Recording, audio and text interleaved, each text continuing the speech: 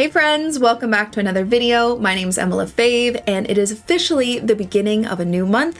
It is May, so we are kicking off our first tutorial with May's birth month flower, the Hawthorn. We're going to be painting this beauty right here. I have already painted May's birth month flower, the Lily of the Valley, in the past. I will link that one down below if you are interested, but today we are painting Hawthorn, which I've never painted before, except for right now. So let's jump in and get started.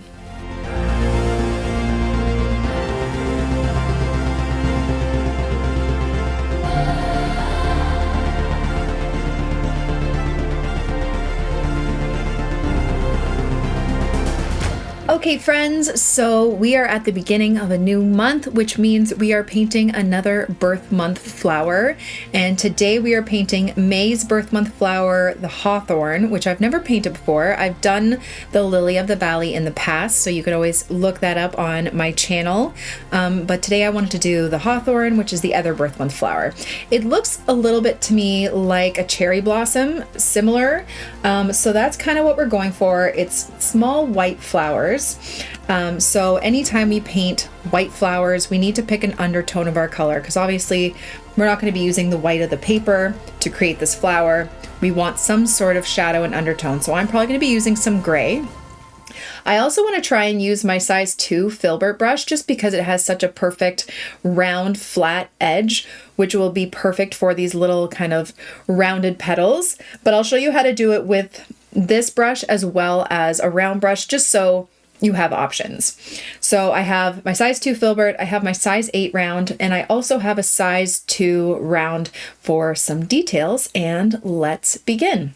So the first thing I'm going to do is grab my filbert, and I'm going to create a really light wash of my gray. So to create gray or black, I take a bit of burnt sienna and a bit of indigo. If you want it a little bit more on the blue side, a cooler gray, you would add a little bit more of the indigo. If you want it a little bit warmer, to be a bit more like of a brown gray, then you could add a little bit more burnt sienna. It's totally up to you. But the point is you want to use an extremely light wash of that color. So I have this color here, but I'm gonna even water it down a little bit more so it's even lighter.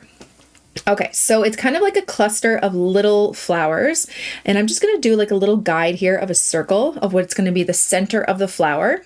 I'm going to add a little bit more water to my brush to make it lighter, and I'm just going to do 5 petals going around.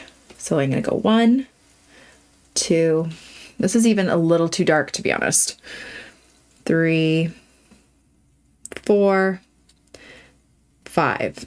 And see, this brush just really creates these effortless little petals. So I'm just going to make it a little bit bigger, like so. So like I said, I feel like this is even a little bit too dark. So you can always kind of like lift up some color if you want, but it's always better to go lighter than it is darker. So now I'm going to do another one. I'm going to do a little cluster of these. So I'm going to do a circle for that center, and then 1, 2, 3, 4, and 5.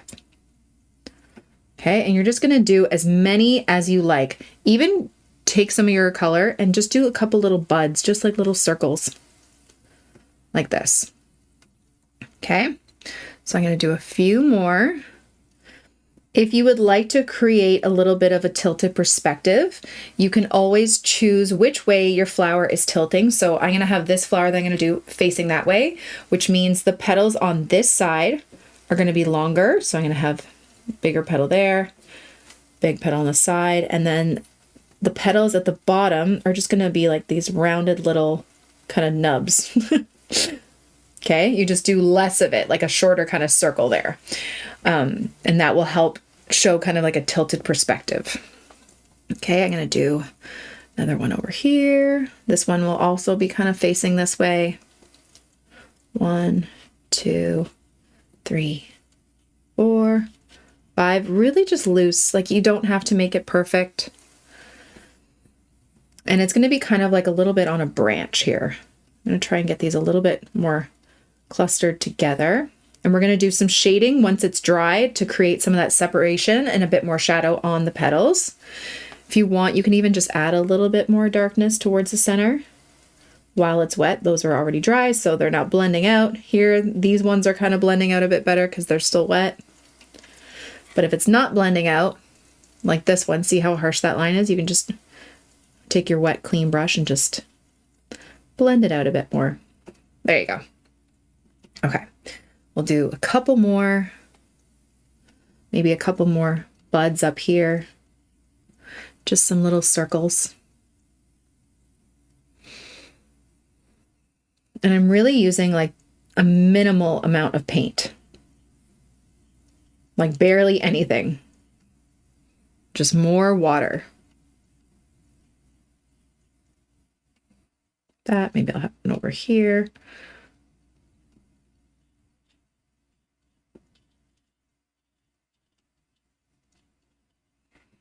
Like that.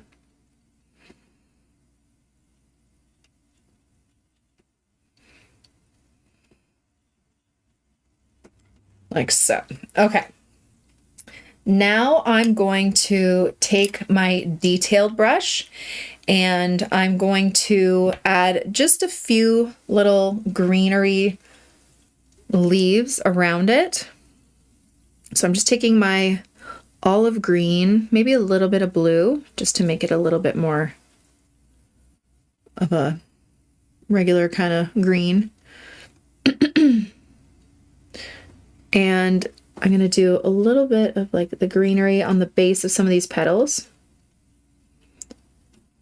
Or the buds. At the bottom. Now, what's really going to make these white flowers pop is the greenery surrounding them, but also the detail that we're going to do after. So also, if you would like to, you can grab some brown and do the stem of the branch too. So we can have them kind of connecting down here. You can see a little bit of the stem behind if you'd like.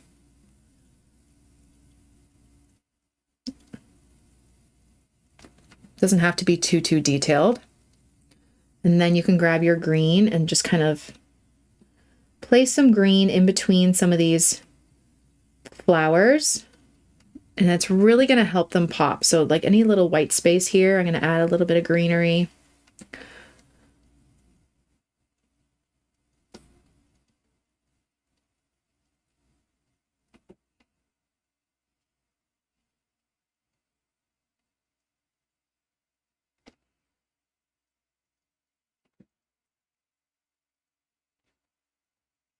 I have seen a couple different types of leaves in some of the reference photos I was looking at.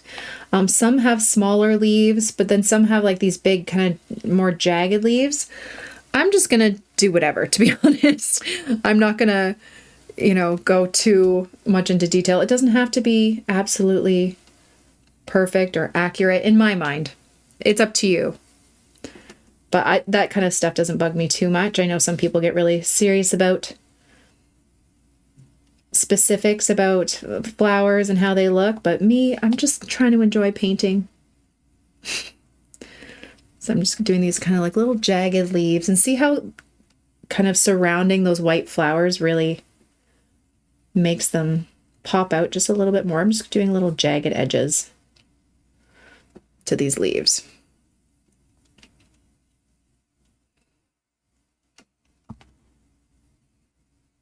Yeah, some of them were like bigger leaves, but then some of them looked a little bit smaller. I don't know. Maybe we can have a leaf kind of, I'm going to add some darker green kind of right underneath where they're coming from the flowers, just so it's a little bit darker right underneath. So it looks like the flower's kind of casting a bit of a shadow.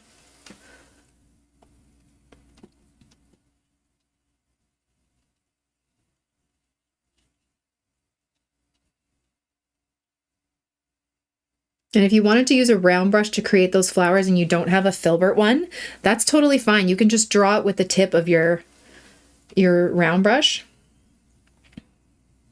I forgot to actually show that. Maybe I'll do one more just to show you. So I'm doing these kind of jagged leaves and just carefully going around the white flowers. So like I was going to show you before, you can take your round brush to do it and your really light color, and you just kind of draw. So draw that center and then draw the leaves with the tip. It's totally up to you how you want to do it. I just found that oh my goodness, I can't think of words, that the filbert brush was just a little bit, it just made effortless leaves or petals. I'm just going to add a little bit more greenery.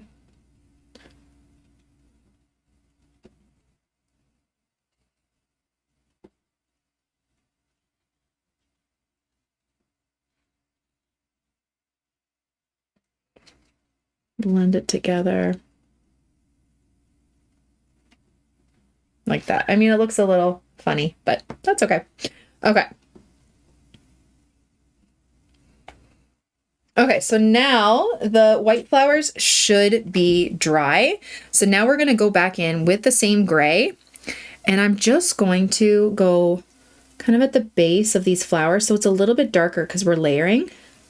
And I'm going to add some shadows right towards the center. And because it's dry, they're going to be sharper little lines. So I'm just adding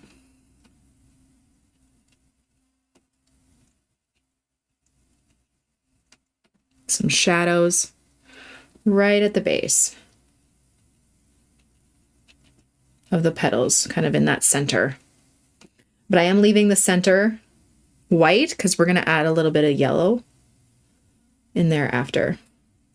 If you want to do like little lines in some of the petals, you can.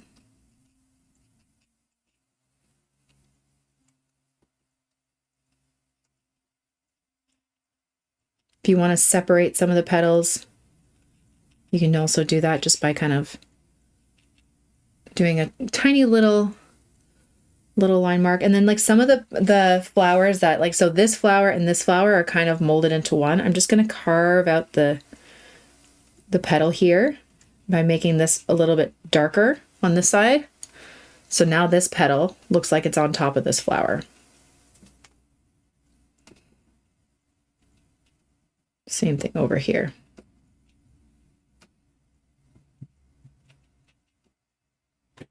Like that. And then these little buds, I'm just going to kind of like cut down the middle a little bit just to give it a little bit of separation. Just doing a little jagged line down the middle. Like so. I'm going to grab an extra little bit of brown for the stems here. Let's make it a little bit more detailed there. Okay. Then for the centers of these flowers, I'm just going to take a little bit of yellow, maybe a tiny bit of green, and I'm just going to add a little bit of yellowy green into the center.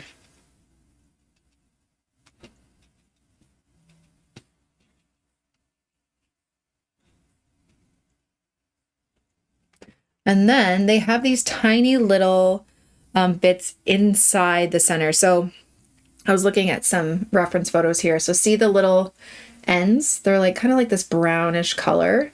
It does like have a yellow center, and then the little kind of spikes that stick out, which are more white. So I actually might get my white paint out, and then at the end of those little, like the center stamen kind of spikes, I'm so good with my words. I'll put like a little dot of, it's almost like a burgundy kind of color. So I'm going to grab my bleed proof white. Hopefully this is dry. Yeah, it dried pretty fast because I didn't use too much water and paint. I'm going to grab some white. Even if you have a gel pen, that works too to do the little bits. But I'm just going to use the white, and I'm going to do these little tiny lines. Now, if you don't have bleed proof white, this is the one I use. You can use gouache. Like I said, you can use a gel pen. You could even use acrylic if you wanted to. Like just a white opaque paint will do it. Doesn't have to be anything specific or exactly like mine. Just doing these little white lines coming from that center.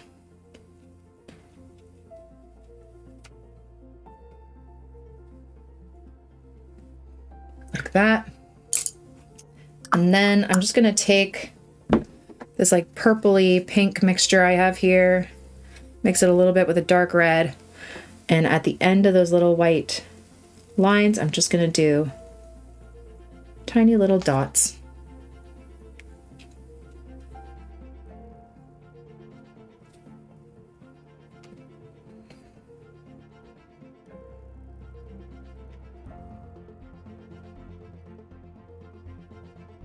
Like that.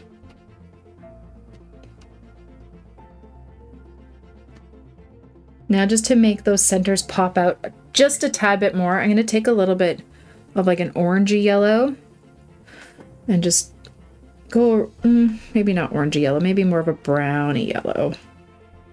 Just add a little bit more depth in the center, just so it stands out a bit more. I'm just kind of going around the circle a little bit. And if you'd like to, even with like a bit more of our gray color, just to make it a little bit more, give it a bit more shadow, you can make more lines if you want. Just add more depth in there just by getting a little bit darker into some of those shadows that we did. Totally up to you though. You can keep going or you can stop. Maybe a little bit more shadow at the bottom here, or there's no wrong way to do this. It can be as detailed or not as you'd like. Just gonna add a little bit more shading here. Very, very light. Just adding a light wash of like this indigo mix.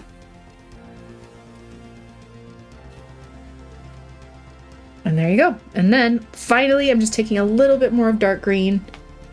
Just gonna add a little bit of like a line down the center of some of these leaves. Not even honestly too much detail, and then a little bit of darkness at the base, just kind of like dabbing my brush there. You can add more veins to the leaves if you'd like, but it's totally up to you. But that's it. There is our May birth month flower, the Hawthorn. Thank you all so much for watching. I really hope you enjoyed it and I hope you learned something. Don't forget to subscribe to this channel and follow me on all my other platforms for tons more content. Have a wonderful day, guys. Bye.